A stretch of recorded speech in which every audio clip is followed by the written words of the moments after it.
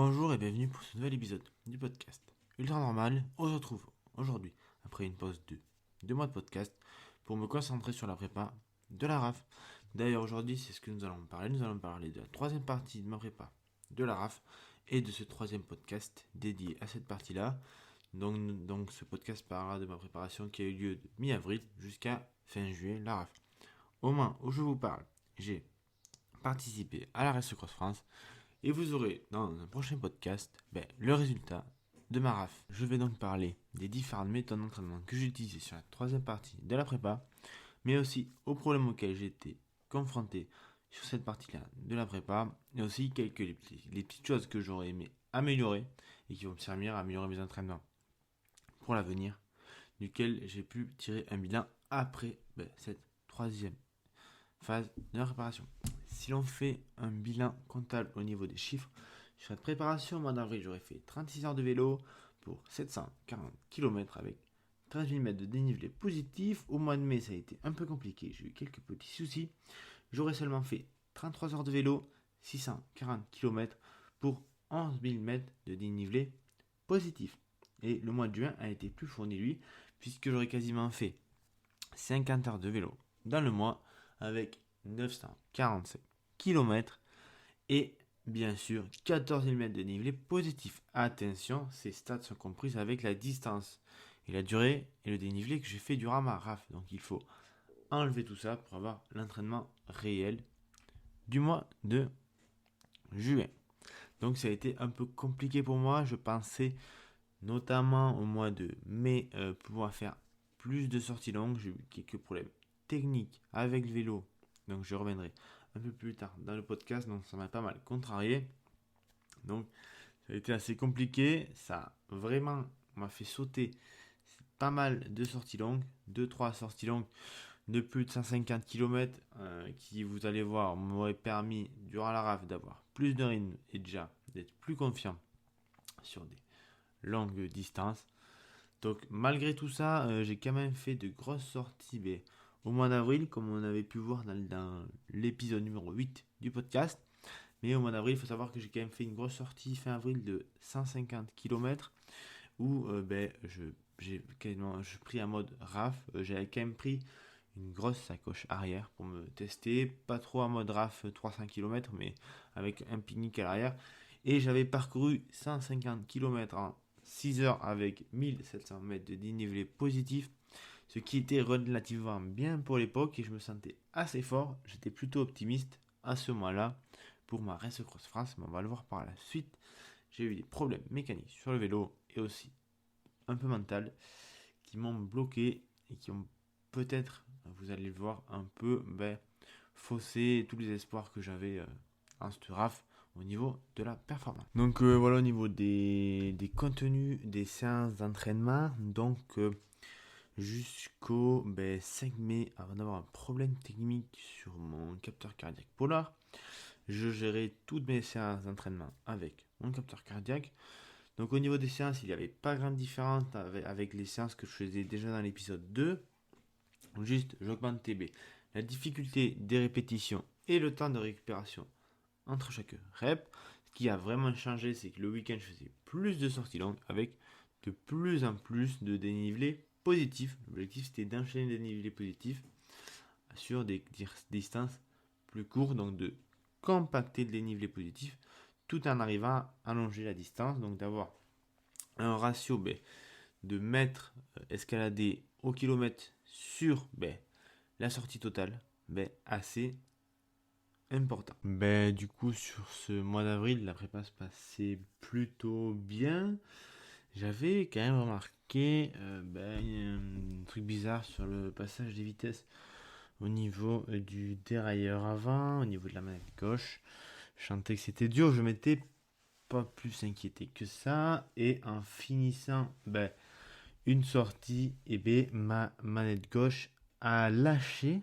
Donc voilà, je me dis, on va aller chez le réparateur. La manette va mettre, allez, au pire, 10 jours à arriver. Donc j'avais un vélo de rechange en plus dans ces cas-là. Donc voilà, j'étais assez serein là-dessus. Il s'est arrivé en fait que du coup j'ai passé un mois sans mon autre vélo.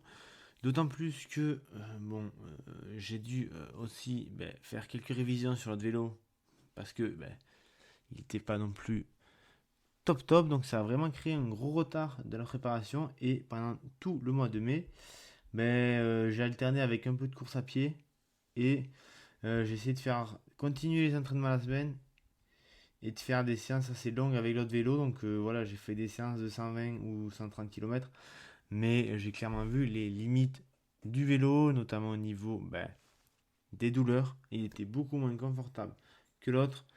Et puis, il faut dire que je me suis adapté à ce vélo aussi. Et que quand j'ai retrouvé l'autre vélo au mois de juin, j'ai eu un retard d'adaptation à l'autre vélo, donc ça a été un peu dur. Puis j'ai l'impression que là, il y a eu une tournante dans la prépa. Au niveau des stats des entraînements, je progressais moins. Ça se voyait, c'était assez flagrant, notamment sur les séances de force 3 ou alors les séances de EA4 d'endurance, de fractionné. C'était assez compliqué. Donc je me suis posé beaucoup de questions et dans ces cas-là, on commence beaucoup à cogiter. Et je pense que c'est un peu l'erreur que j'ai faite, entre guillemets. Et bon, j'ai continué à m'entraîner, à essayer d'avoir un entraînement normal. Et puis finalement, on est arrivé en fait au mois de juin. Donc c'était le 5 ou 6 juin, il me semble. Voilà, le 8 juin exactement, où j'ai enfin pu récupérer le vélo. Donc j'ai de suite fait une sortie de 160 km.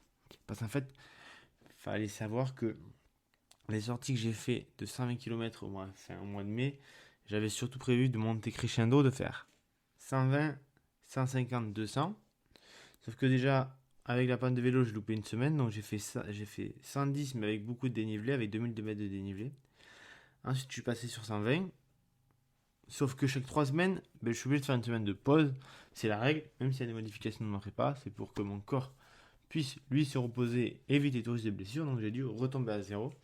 Et ce que j'ai fait, c'est dès que j'ai eu le vélo, j'ai fait une grosse sortie de 161 km avec 2700 mètres de dénivelé positif pour voir surtout où en était ma forme. Elle était, on va dire, c'était pas top comparé au même niveau que j'avais la même période l'année dernière, mais c'était pas non plus catastrophique.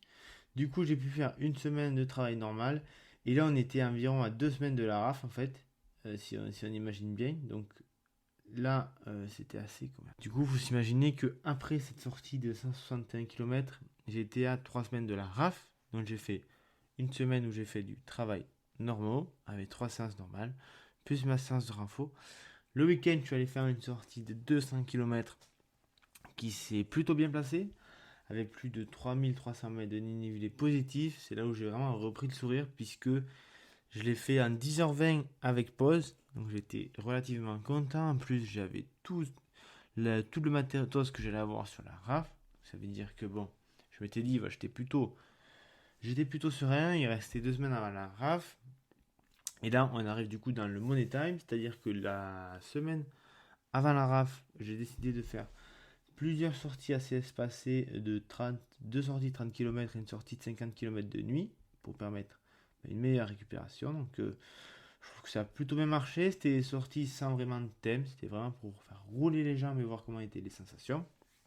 La sortie nocturne a aussi permis quand même de tester les lumières en conditions réelles. Ça faisait quand même 2 mois que je ne l'avais pas fait depuis les entraînements matinaux de La Rochelle. Et puis on est arrivé sur la dernière semaine de la RAF où là, du dimanche au samedi, je n'ai pas fait de vélo.